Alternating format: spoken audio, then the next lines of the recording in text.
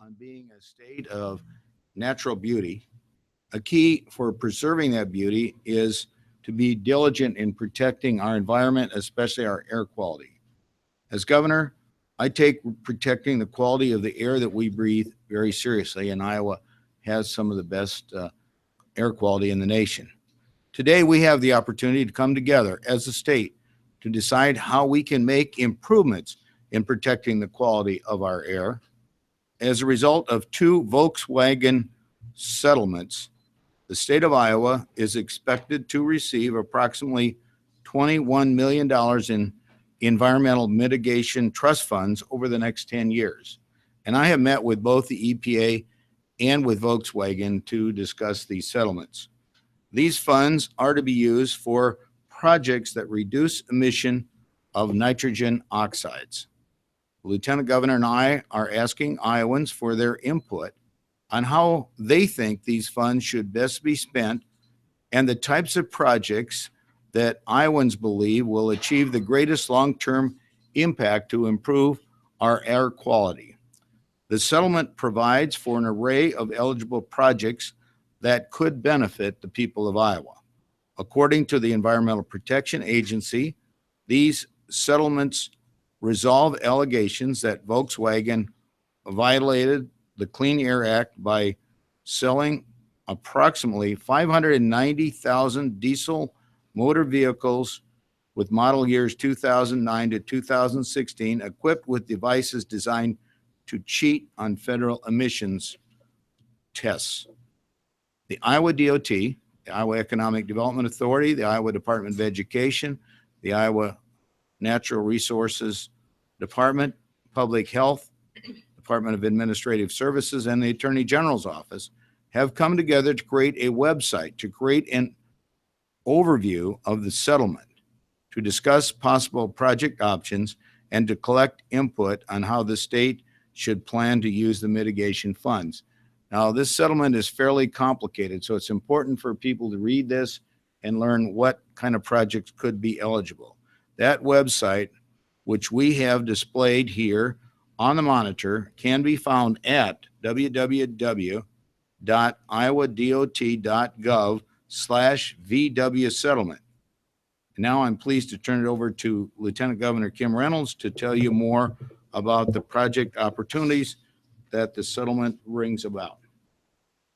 Well, good morning, and thank you, Governor Branstad. As the governor has already mentioned, this funding has the potential to significantly and positively impact air quality in Iowa. Projects that are eligible for consideration should work to reduce nitrogen oxide emissions from freight trucks, school and transit buses, freight switcher locomotives, forklifts, air ground support equipment, and other heavy-duty diesel sources, or repower or replace older diesel engines and vehicles. There is also limited funding for projects that include charging infrastructure for light-duty zero-emission passenger vehicles. We encourage you to take some time to explore the website. It contains detailed information on the types of projects that would be eligible for consideration under the settlement. You can also sign up and have the opportunity to receive updates on the progress of the mitigation plan and really progress on the overall settlement. To submit a proposal for consideration, use the Submit Project Proposal tab and complete the survey by April 28th. Once all public comments have been collected, a working group comprised of officials from the state agencies that the governor mentioned earlier will develop a draft mitigation plan for our office's review, and a plan will be submitted to the VW settlement trustee for consideration. We look forward to hearing Iowans' creative ideas that they believe will help us improve Iowa's air quality. We have with us today Interim Director Lowe from the Iowa Department of Transportation, and he also will be able to answer any questions that you might have on the opportunity to weigh in on making Iowa's air quality better. So thank you. Okay, do we have questions on this subject?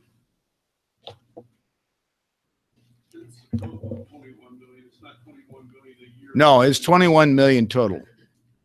It,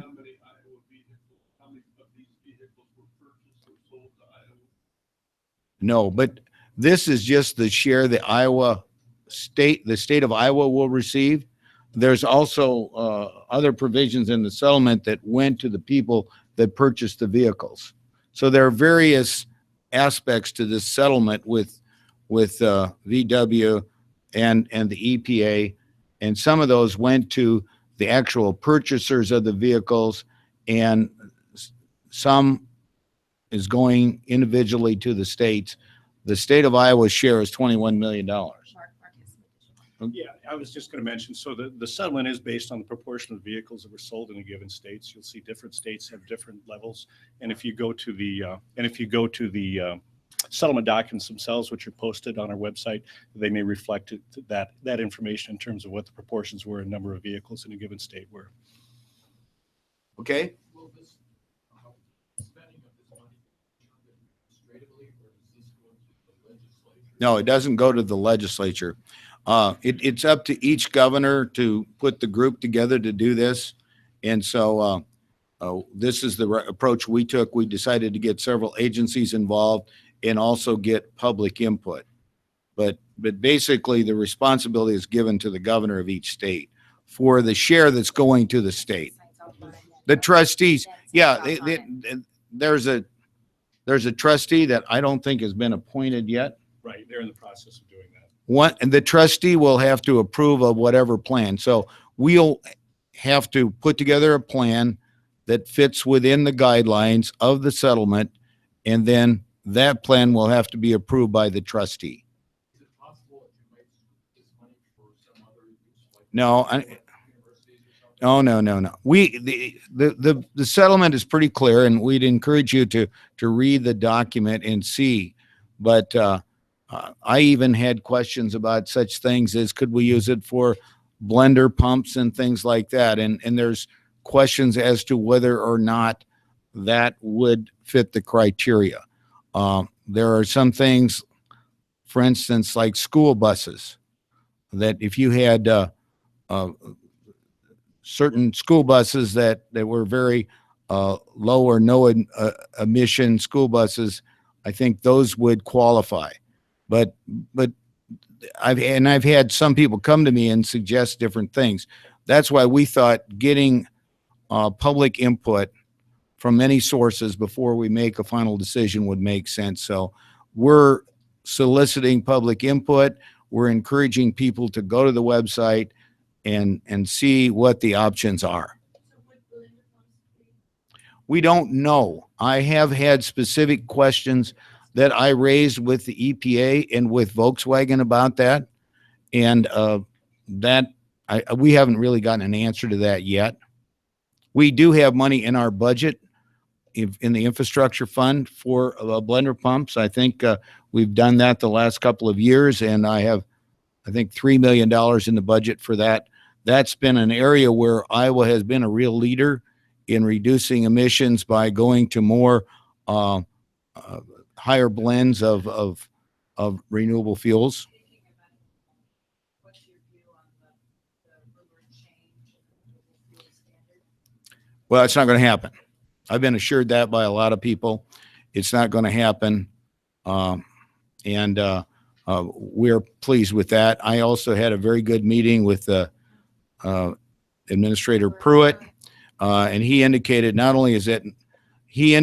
that unlike the previous administration and the previous administrator, they're going to make timely decisions with regard to the renewable fuel standard.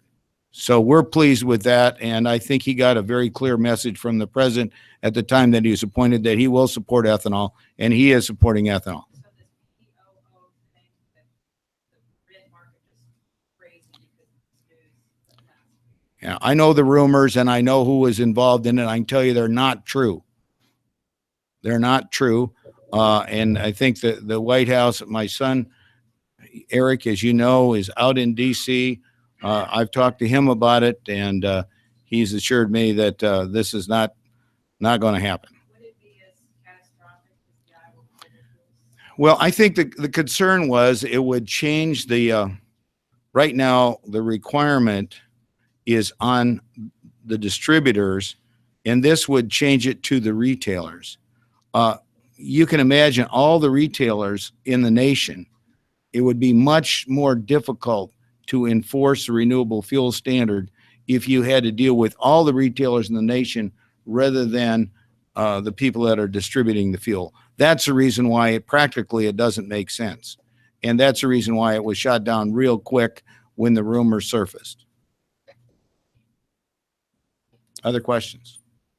Mr. Law, do you have an opinion about the handheld cell phone bill that's making its way? Yeah, well, certainly the one that I assume you're referring to the one that the governor's office has promoted, and we're fully supportive of that. We think that reducing distraction is clearly one of the things that we need to look at and continue to focus on for promoting highway safety.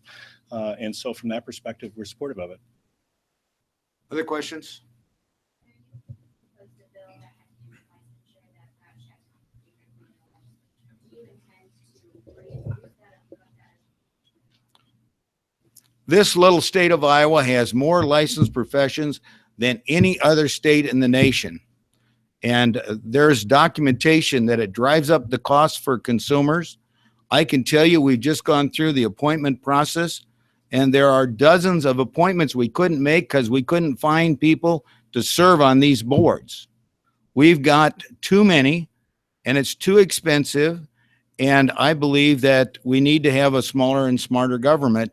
And so we're going to continue to look at ways that we can deal with it. I know we're up against very organized and powerful special interest groups that have a lot of money, and they work very hard to get these restrictions in the law.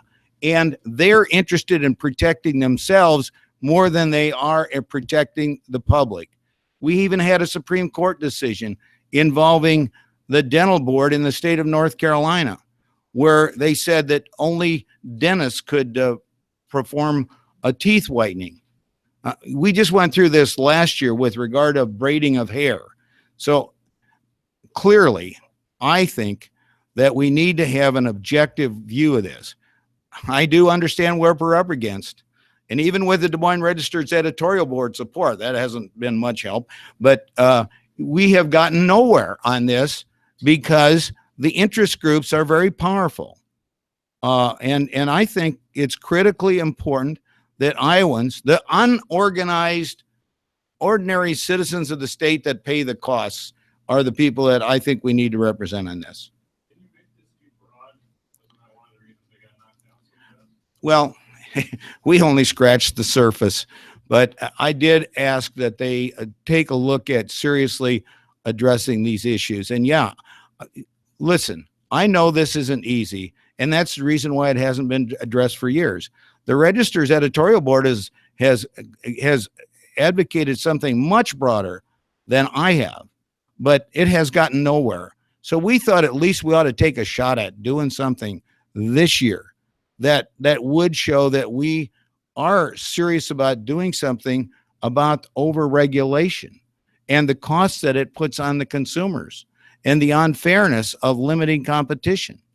So, I think it's something that needs to be addressed. If it's done piecemeal, that's okay with me.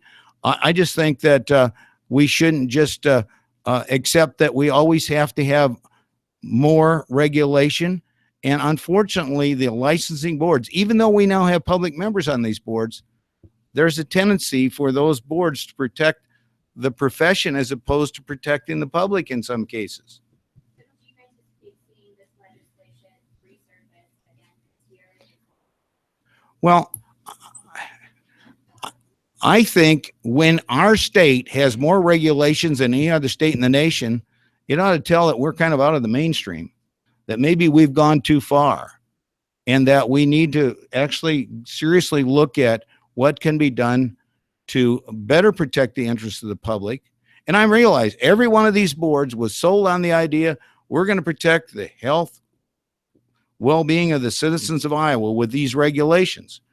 But the regulations, and obviously there's a need to license groups like doctors and architects and people like that. But when you get down to some of these, and I think there's ways that you could combine some of these boards where you wouldn't have to have all the very minute requirements that are presently required. Why haven't you been able to convince the majority of Republicans? I mean, they're in control, they're the anti-regulation.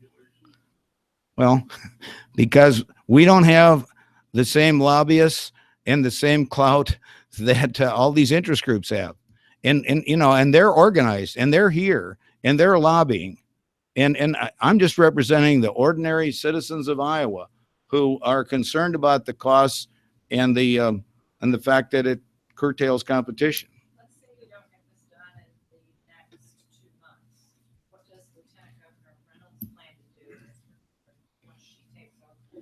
Well, you know, I think this is just part of the process. I served in the legislature. I served in local government. You propose legislation, you raise awareness, you start the conversation and the dialogue, and then you continue to work on it. So hopefully, you know, we'll continue to work on it through the rest of the session.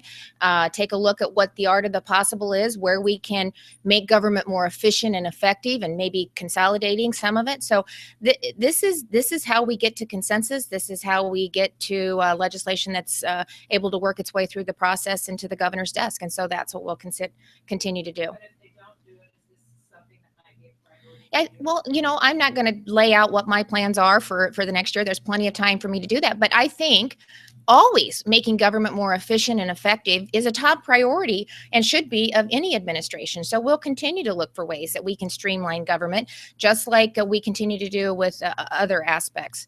We're getting to the point where it looks like you're going to soon become governor. Can you tell us what your plans are for the takeover? Can you tell us who are your candidates for lieutenant governor? It seems like we're this close. Well, you know, we're still in the current process.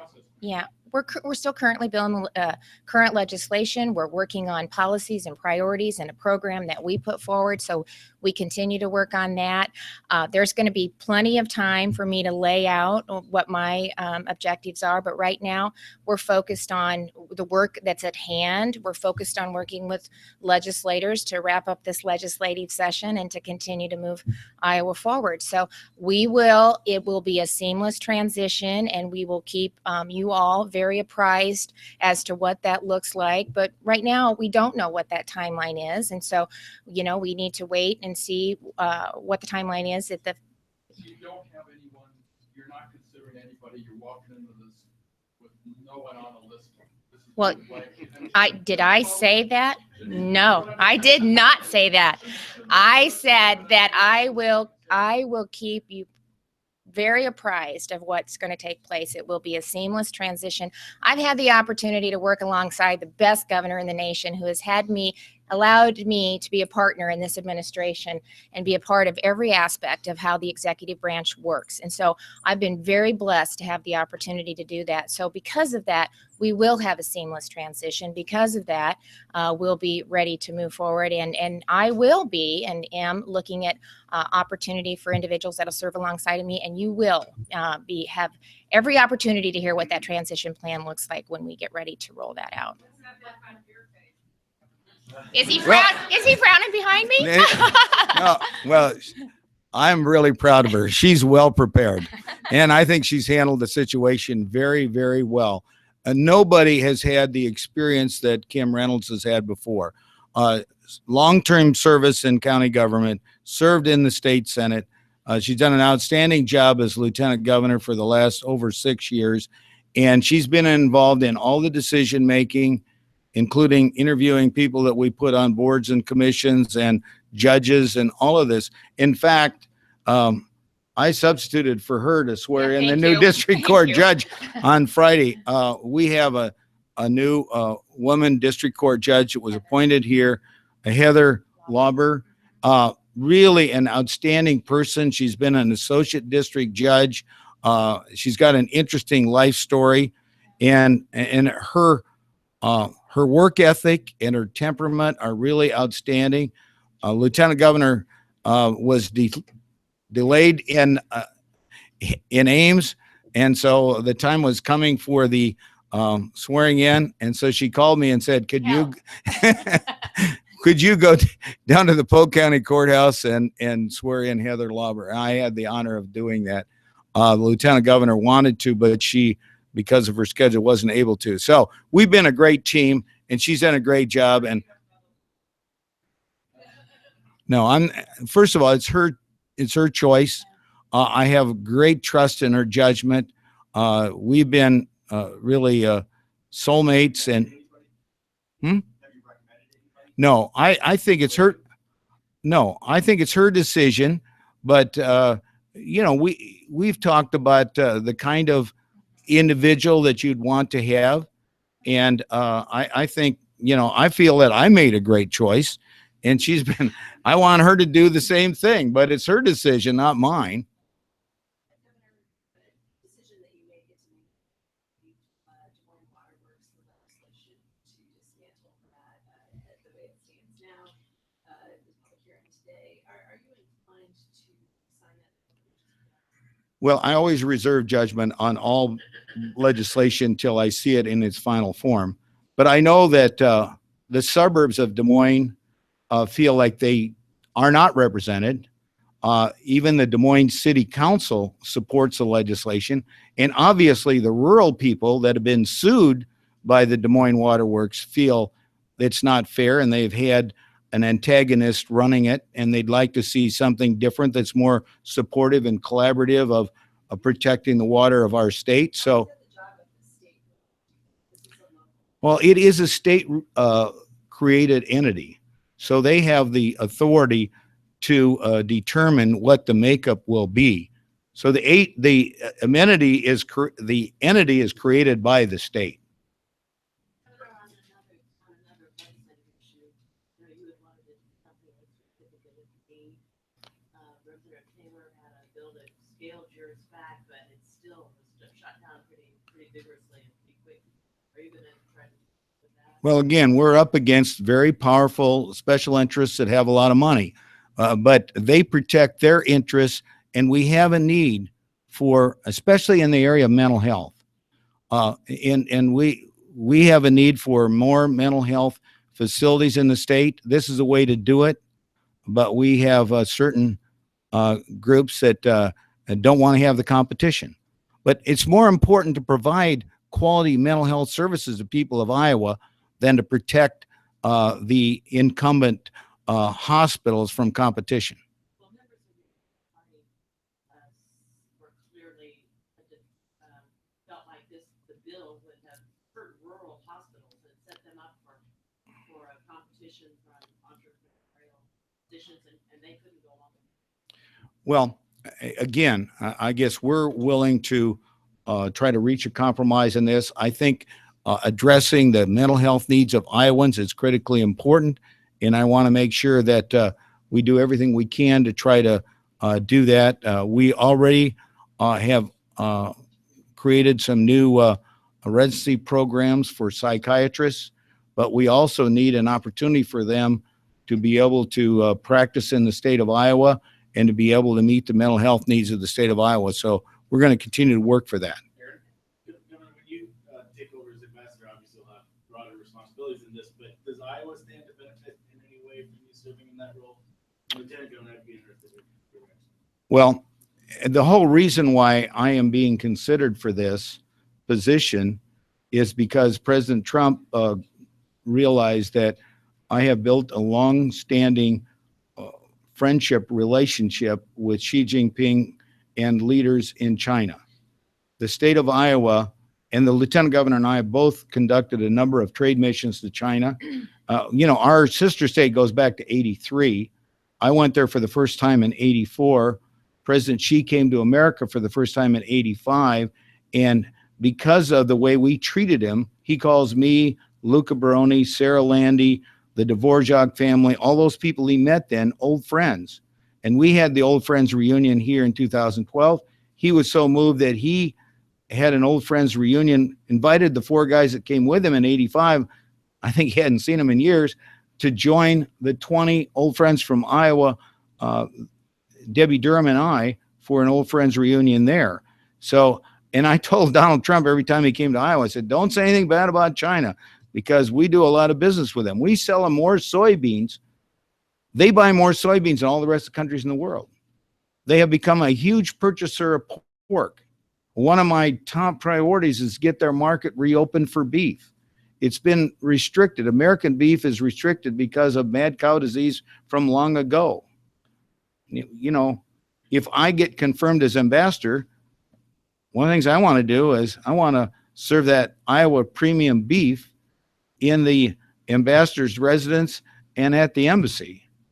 And we also are working on other projects like Principal Financial Group, which has a partner in China to be able to market their products. And I met with many other companies. I mean, Harry Stein's first trip to China was 76 before I was ever there. Companies like Vermeer doing significant business over there, John Deere, and its list goes on and on and on. Many more than I realized. In fact, the Mulehop family has a cold storage business here for over 100 years. They're building a brand new cold storage facility in Des Moines on the real close to Pleasant Hill. $17 million investment. That's to store pork that will be shipped to China. So yes, I believe that because of the longstanding relationship that Iowa has with China, and because Iowa is so well known in China, that I can not only help the United States of America, which is my responsibility as ambassador, but that it can be significantly beneficial to the state of Iowa. Muscatine, for instance, we're seeing significant Chinese investment made in Muscatine because that's where she stayed with the Dvorak family. The Chinese have purchased that house. They're helping finance a new hotel that's being built there. Well, can I assure? No, my goal is to be the go-between that, first of all, and what I told the people in China when I was there in November, Donald Trump's a businessman. He wrote a book called The Art of the Deal. In the end of the day, he wants to make things better for America. He wants better deals for America. But the best deal is a win-win, which would be better for America, but also good for China. And my goal is to try to be the go-between between the two strong leaders, between President Trump representing America and my old friend Xi Jinping representing China, in hopefully working out some of these difficult issues. And there's a lot of issues, and there's issues of foreign policy and things like that that I really can't talk about before I go through confirmation. But I want to be the ambassador that's the go-between that helps improve things for America, but also recognizes it needs to be a win-win situation for both countries. Well, Yeah. golly, for all the reasons that the governor just listed is why it's extremely beneficial, not only for Iowa, but for this country. That's why I was up in Ames. I was meeting with ag leaders and agribusiness leaders from across the state. This administration has given us an opportunity to weigh in. And so we talked about what we could do to identify trade. 1 in 5 jobs in Iowa is attributed to our ability to trade and to export our commodities around the world. 5 months into serving as a lieutenant governor of Iowa, I led a trade mission to South Korea and China. And from that trade, 3 things was abundantly clear. And that was that Iowa has a tremendous brand for safe, reliable, quality products, that relationships is extremely important to a healthy Iowa ag economy, and that if we want to continue to see our economy grow, because agriculture is the backbone of Iowa economy, we need to look for new opportunities to export our commodities around the world. And so it is about relationships, and the advantage that Governor Branstad brings to that conversation is extremely valuable, because he gets to start here. He's not developing that relationship. He has an existing relationship that will help move the conversation forward.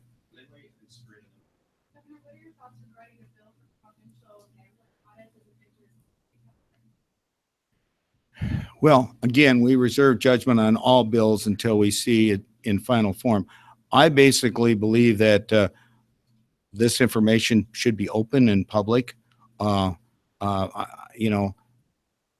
Gambling has become a significant industry in our state. I think the public has a right to know the details about their financial circumstances. And so I support maintaining a very open and transparent information about all of the gambling operations in the state of Iowa.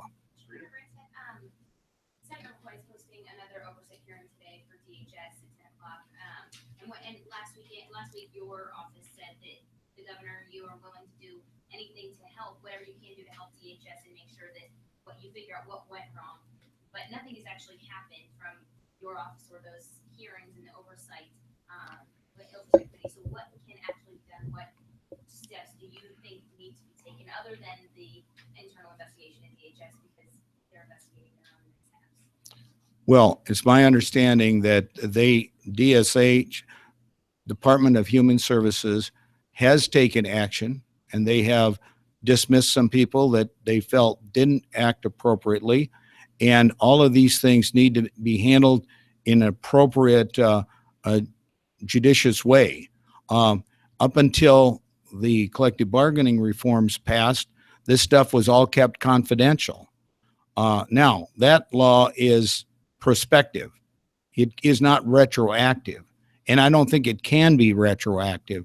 But in the future, we can avoid these kind of things from happening, hopefully, by letting people know that this kind of stuff is going to be public and that we're going to protect the public's interest. The thing that really galls me is if we have some public employee that violates somebody's rights or injures somebody, oftentimes we have a arbitrator that forces us to hire them back and pay them back pay. And the public doesn't even get this information. That's all going to change because of the change in the law. We cannot, and let me just say this. There is a criminal investigation, and this is up to the Polk County Attorney's Office. So I don't want to do anything that jeopardizes the county attorney's ability to bring criminal charges if they feel that's appropriate. And that investigation is going on forward. So that's the reason why we can't comment further on it. I think we got to be very careful about information that could jeopardize the county attorney's ability to bring charges against those people that were responsible for the death of this teenage girl. I feel terrible about it, and I want to make sure that we don't do anything that jeopardizes the county attorney's ability to take criminal action. One more question just about Malaya Mack, the other young girl who spoke last week at the hearing on the oversight committee. Her siblings who are also being abused are back in the hands of the abusive mother, and DHS can't do anything about that. I mean, that's a problem that's ongoing. It's happening right now. Well, again, we have a lot of these kind of situations. I go way back. I don't know if you remember, you're too young to probably remember the Cooper case, but we had the Cooper case in Jasper County where these kids had been taken because the mother was, I think, on methamphetamines, and so they took the kids away from her.